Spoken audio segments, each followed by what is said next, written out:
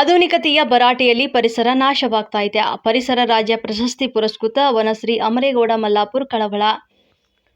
ಮಸ್ಕಿ ನಗರದ ಎಸ್ಡಿಎಂ ಆಂಗ್ಲ ಮಾಧ್ಯಮ ಪ್ರಾಥಮಿಕ ಹಾಗೂ ಪ್ರೌಢಶಾಲೆಯ ಆವರಣದಲ್ಲಿ ವನಶ್ರೀ ಫೌಂಡೇಶನ್ ರಾಜ್ಯ ಘಟಕ ರಾಯಚೂರು ವತಿಯಿಂದ ವಿಶ್ವ ಪರಿಸರ ದಿನಾಚರಣೆಯ ಅಂಗವಾಗಿ ಪರಿಸರ ಹಬ್ಬ ಹಾಗೂ ವಿದ್ಯಾರ್ಥಿಗಳಿಗೆ 500 ಸಸಿ ವಿತರಣೆ ಮೂಲಕ ಪರಿಸರ ಜಾಗೃತಿ ಕಾರ್ಯಕ್ರಮ ಹಮ್ಮಿಕೊಳ್ಳಲಾಯಿತು.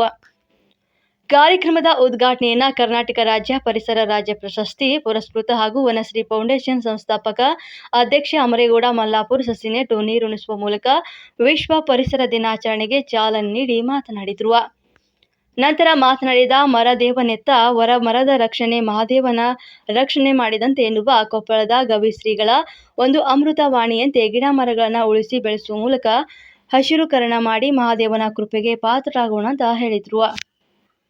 ನಾವುಗಳೆಲ್ಲರೂ ಪ್ರತಿಯೊಂದು ಹುಟ್ಟುಹಬ್ಬ ಮತ್ತು ಮದುವೆ ಇನ್ನಿತರ ಸಮಾರಂಭಗಳಲ್ಲಿ ಸಸಿಗಳನ್ನು ನೆಟ್ಟು ಆಚರಿಸಬೇಕು. ಅದೇ ರೀತಿ ರಕ್ಷಾಬಂಧನ ಬಂದಾಗ ಗಿಡ ಮರಗಳಿಗೆ ರಾಖಿ ಕಟ್ಟಿ ಗಿಡ ಮರಗಳನ್ನು ಬೆಳೆಸಲು ಮುಂದಾಗಬೇಕು. ಇಲ್ಲದಿದ್ದರೆ ಆಧುನಿಕತೆಯ ಭರಾಟೆಯಲ್ಲಿ ಪರಿಸರ ವಿನಾಶದತ್ತ ಸಾಗುತ್ತದೆ ಅಂತ ಹೇಳಿದರು. ನಾವುಗಳೆಲ್ಲರೂ ಈಗಿನಿಂದಲೇ ಒಂದು ಪ್ರತಿಜ್ಞೆ ಮಾಡೋಣ.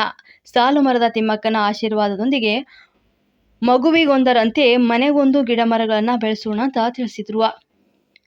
ಇದೇ ವೇಳೆ ಶಾಲಾ ವಿದ್ಯಾರ್ಥಿಗಳಿಂದ ಪರಿಸರ ಜಾಗೃತಿ ಕಿರುನಾಟಕ ಪ್ರದರ್ಶನ ಮಾಡಲಾಯಿತು. ವಿದ್ಯಾರ್ಥಿಗಳಿಗೆ ಮಗುವಿಗೊಂದರಂತೆ 500 ಸಸಿಗಳನ್ನು ವಿತರಣೆ ಮಾಡಲಾಯಿತು.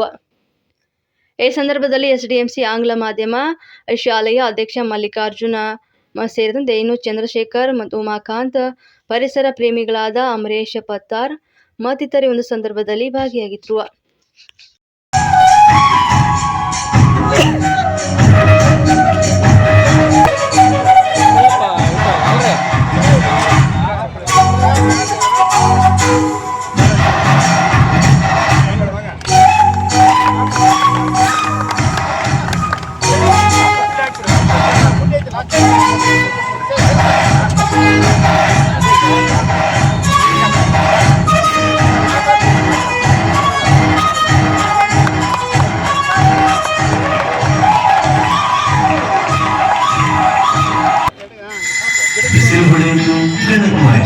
ಅವನು ಈ ರೀತಿ ಪ್ರಾರಂಭಿಸಿದ.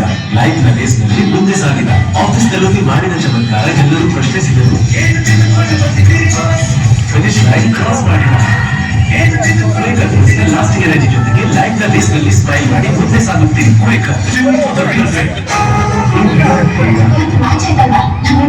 ಇನ್ನೂ ರಿಪೋರ್ಟ್ ಬಂದಿಲ್ಲ. ಡಾಕ್ಟರ್ ಕಾಲ್ ಮಾಡಿ ಕನ್ಫರ್ಮ್ ಮಾಡೋದು.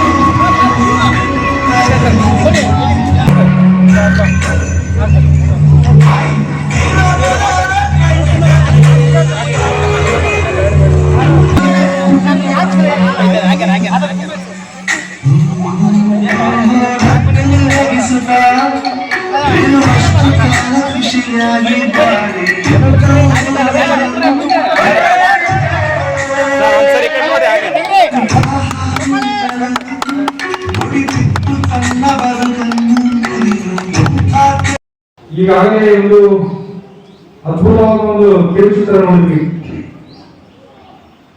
ಈಗಾಗಲೇ ಅದು ಯಾವ ರೀತಿ ಒಂದು ತೋರಿಸ್ಕೊಡ್ತಂದ್ರೆ, ಹಳ್ಳಿಯಲ್ಲಿ ಭಾಗದ ರಸ್ತೆಯ ಬದಿಯಲ್ಲಿ ಇರುವಂತಹ ಗಿಡ ಮರಗಳನ್ನು ಒಂದು ಇಲ್ಲ. ಯಾಕೆ ಇಲ್ಲಂದ್ರೆ ಗಿಡದ ಕೆಳಗಡೆ ಭತ್ತ ಬೆಳೆಯಲ್ಲ, ಜೋಳ ಬೆಳೆಯಲ್ಲ ಕಟಾವು ಮಾಡ್ತೀವಿ. ಅದೇ ರೀತಿಯಾಗಿ ನಾವು ಭತ್ತ ಬೆಳೆದಂತ ಹುಲ್ಲನ್ನು ಹಾಕಿ ಸುಟ್ಟು ಗಿಡ ಮರಗಳಿಂದ ಮಾಡ್ತಾ ಇದೀವಿ. ಮಕ್ಕಳೇ, ನೀವೆಲ್ಲರೂ ನಿಮ್ಮ ಹುಟ್ಟುಹಬ್ಬಕ್ಕೆ ಗಿಡವನ್ನು ಹಚ್ತೀರಿ.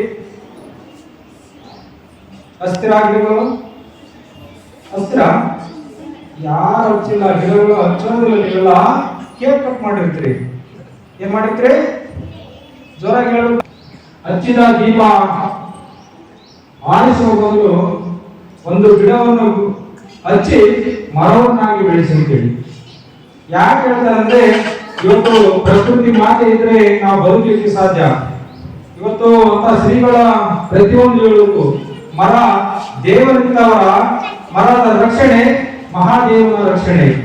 ಮರ ದೇವರಿದ್ದವರ, ಮರದ ರಕ್ಷಣೆ ಮಹಾದೇವನ ರಕ್ಷಣೆ ಅಂತೇಳಿ ನಿಮ್ಮೆಲ್ಲರ ಏನು ಇವತ್ತು ಗಿಡಗಳನ್ನು ಎರಡು ನಾಟಿದ್ದೀವಿ. ಸಾಲಮರ ತಿಮ್ಮಕ್ಕ ಅಂತ ಹೇಳಿರಲ್ಲ, ಸಾಲಮರ ತಿಮ್ಮಕ್ಕನ ಸ್ವರೂಪ ಅಂತ ಹೇಳಿ ಒಂದು ವಿದ್ಯಾರ್ಥಿಗಳು ಉಡುಪನ್ನು ತೆಕ್ಕೊಂಡು ಇವತ್ತು ಸಾಲಮರ ತಿಮ್ಮಕ್ಕ ಧರಿಸ್ತಾಳೆ.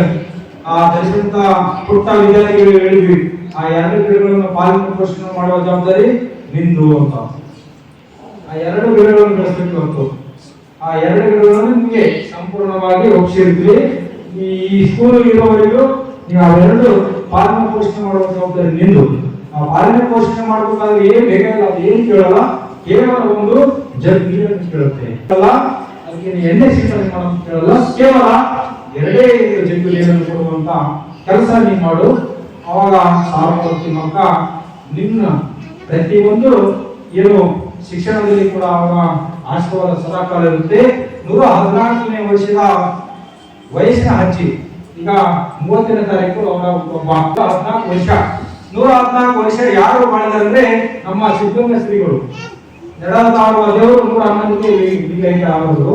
ಆದ್ರೆ ಇವರು 114 ವರ್ಷ. 114 ವರ್ಷ ಯಾಕಂದ್ರೆ ಯಾವಾಗಲೂ ಪರಿಸರದಲ್ಲಿ ಇರುವಂತಹ ದಿಟ್ಟ ವೃಕ್ಷ ಮಾತೆ ಅಂತ ಹೇಳ್ಬೋದು. ಇವತ್ತು ನಮ್ಮ